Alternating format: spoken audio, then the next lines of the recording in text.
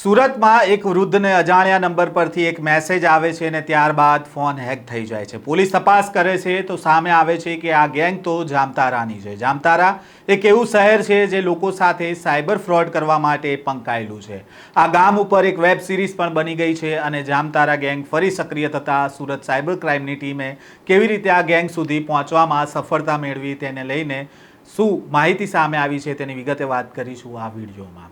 વૈષ્ણવજન તો તેને કહીએ જે પીડ પરાઈ જાનાને રે.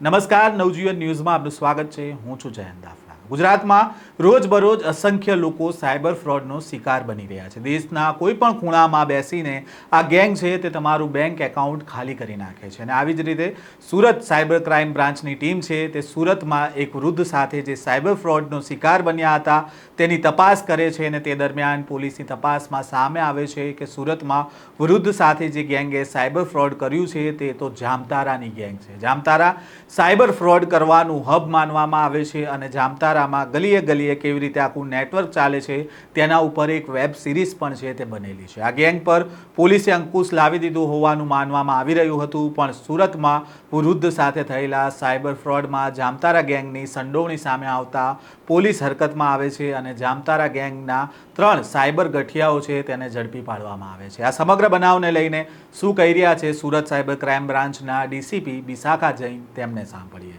તો એક 8મા મહિનામાં એક સિનિયર સિટીઝન સાથે એક છેતરપિંડી થઈ હતી, જેમાં એમને એક અજાણ્યા નંબરથી વોટ્સએપ ઉપર RTO.APK ફાઇલ કરીને એક કોઈએ લિંક મોકલી હતી. અને જ્યારે એ આપણા જે ફરિયાદી છે એમને લિંક ઉપર ક્લિક કરી અને એ લિંક પર પછી પરમિશન આપી દીધી ઓકે કરીને, અને તમામ મેસેજીસ વગેરે રીડ કરવાની પરમિશન મેળવી લીધી પહેલાં જે APK ફાઇલ છે એમને. અને એ મુજબ એક મોલવેર એમના ફોનમાં ઇન્સ્ટોલ થઈ ગયું અને જે મોલવેર છે એમની પાસે પછી આખી પરમિશન આપવાથી એ જે આપણો ફરિયાદી છે એમના જે નેટ બેન્કિંગનો ID, પાસવર્ડ કે OTP જે કંઈ હોય એ સામેવાળા પાસે ફોરવર્ડ થઈ જતો હતો. અને આરોપી પાસે જ્યારે મેસેજ ફોરવર્ડ થઈ ગયો ત્યારે એમને એમનો આપણા ફરિયાદીનું નેટ બેન્કિંગ એક્સેસ કરીને આખું અકાઉન્ટ ખાલી કરી નાખી. તો ત્યારે એ ફરિયાદી આપણી પાસે આવ્યા હતા અને 9મા મહિનાની 1લી તારીખના રોજ અહીંયા એક FIR નોંધાયેલ હતી.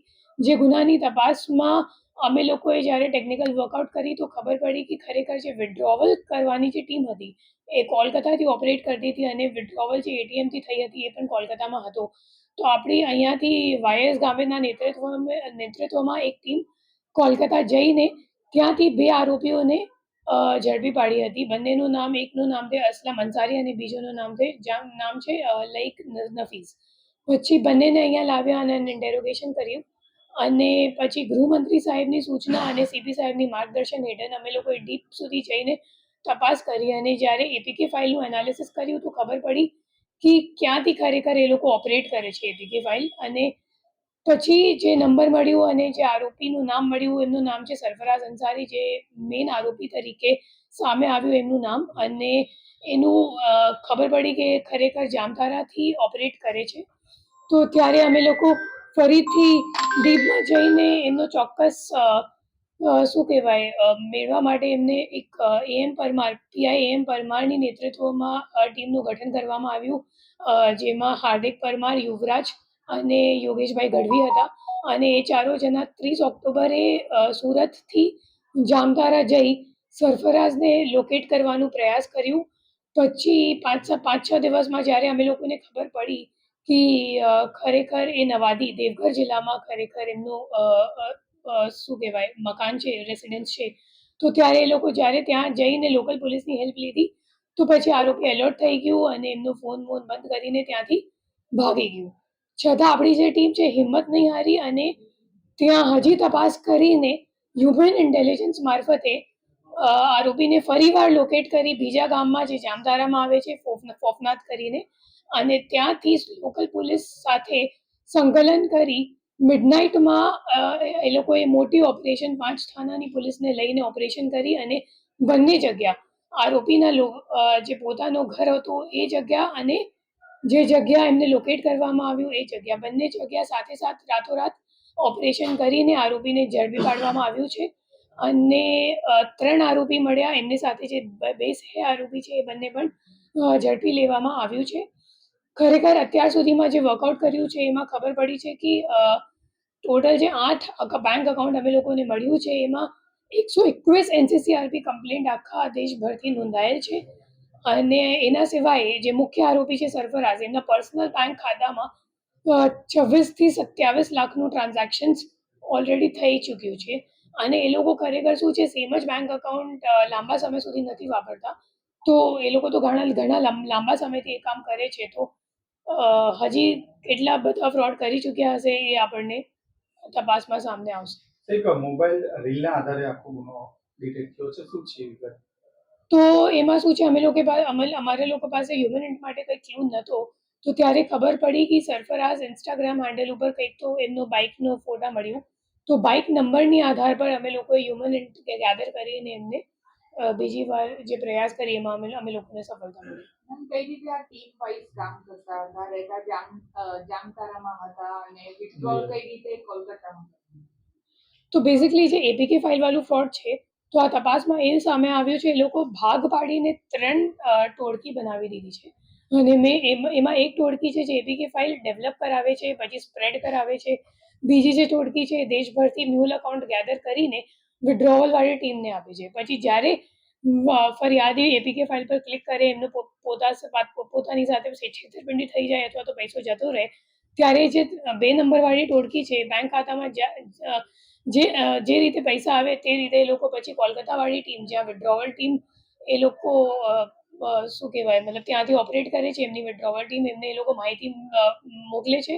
પછી વિડ્રોવલ ટીમ કોલકાતા ખાતેથી પૈસા વિડ્રો કરીને કેશ ડિપોઝિટ મશીનમાં નાખે છે અને કેશ ડિપોઝિટ મશીનમાં જે આરોપી છે એમના પર્સનલ અકાઉન્ટો બધા એ લોકો આપે છે અને પછી એ રીતે એ લોકો પોતપોતાની કમિશન કાપીને આગળ પૈસો મોકલી આપે છે.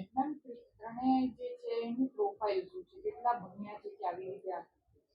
એ બધા કોઈ તો મતલબ જે આપણો મુખ્ય આરોપી છે તો 9 ફેલ છે અને બીજા 2 આરોપી છે એ લોકો પણ 8 કે 7મા સુધી જ ભણેલા છે. એ લોકો વધારે ભણેલા નથી, બટ એ લોકો ખરેખર પ્રોફેશનલ ક્રિમિનલ્સ જેવા થઈ ગયા છે અને એ લોકોને ખબર જ છે કે કેવી રીતે આપણો ફ્રોડનો જે નંબર છે એ અલગ રાખવાનું, આપણું જે પર્સનલ બેંક અકાઉન્ટ છે અલગ રાખવાનું.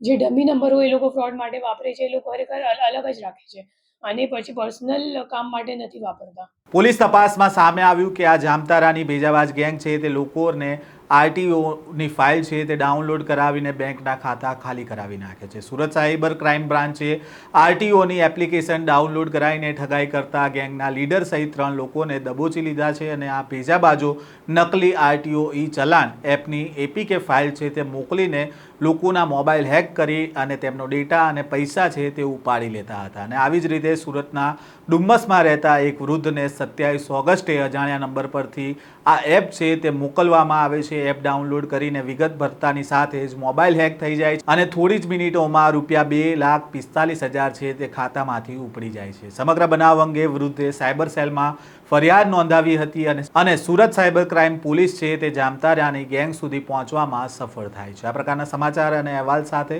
ફરી મળીશું. નવજીવન ન્યૂઝ સાથે જોડાયેલા રહેજો.